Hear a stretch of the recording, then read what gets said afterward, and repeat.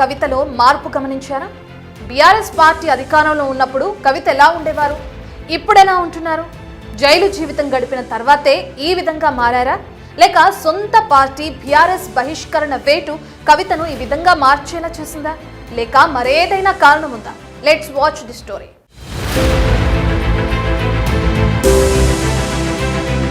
Telangana politics లో Kalvakuntla Kavitha hot topic గా మారుతున్నారు. కొన్ని రోజుల నుంచి సెంటర్ ఆఫ్ అట్రాక్షన్ గా నిలుస్తున్నారు. బీఆర్ఎస్ పార్టీ నుంచి బహిష్కరణకు గురైన తర్వాత ఆమె అడుగులు రోజు రోజుకు ఆసక్తిగా మారుతున్నాయి. ఇందుకు తగ్గట్టుగానే తన మెట్టిళ్ల నుంచే కల్వకుంట్ల కవిత తొలి యాత్ర చేపట్టారు. ఈ యాత్రలో ఆమె లుక్స్ కంప్లీట్ గా మార్చివేశారు. జాగృతి బలోపేతం దిశగా కవిత జిల్లాల పర్యటన చేపట్టారు. ఈ పర్యటనలో కవిత కట్టు బొట్టు పూర్తిగా మారిపోయింది.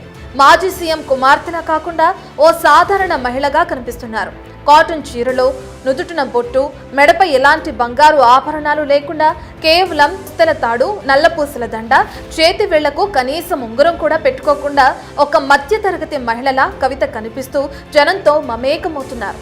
కవిత కొత్త లుక్స్ పై సోషల్ మీడియాలో పెద్ద చర్చ జరుగుతుంది. తెలంగాణ తల్లిని పోలిన విధంగా కవిత వేషధారణ అనుసరిస్తున్నారని కామెంట్లు చేస్తున్నారు నెటిజన్లు.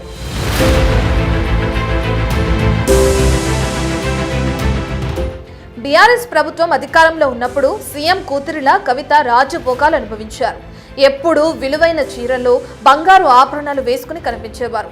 కాస్ట్లీ కార్లను వాడారు. బీఆర్ఎస్ అధికారంలో ఉన్నప్పుడు కల్వకుంట్ల కవిత అత్యంత కాస్ట్లీ వాచ్ పెట్టుకుని కనిపించారు. ఈ వాచ్ పై రాష్ట్ర వ్యాప్తంగా పెద్ద దుమారమే రేపింది. ఒకే ఒక్క వాచ్ ధర 100 కాదు, 1000 కాదు, ఏకంగా అక్షరాల 20 లక్షల రూపాయలు పెట్టి కొనుగోలు చేశారు. కవిత 20 లక్షల వాచ్ పెట్టుకోవడంపై రాజకీయ ప్రత్యర్థులతో పాటు సామాన్యుల నుంచి సైతం విమర్శలను ఎదుర్కొన్నారు. ఆ తర్వాత ఆమె వివిధ సందర్భాల్లో క్లారిటీ ఇచ్చే ప్రయత్నం చేశారు.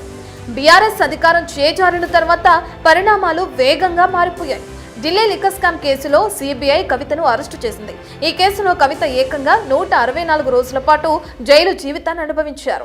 జైలులో ఉన్నప్పటి నుంచి కవిత ఆధ్యాత్మిక మార్గాన్ని ఎక్కువగా అనుసరిస్తున్నారు. జైలు నుంచి కోర్టుకు వెళ్తుండగా కవిత చేతిలో హనుమాన్ చాలీసాతో కనిపించారు.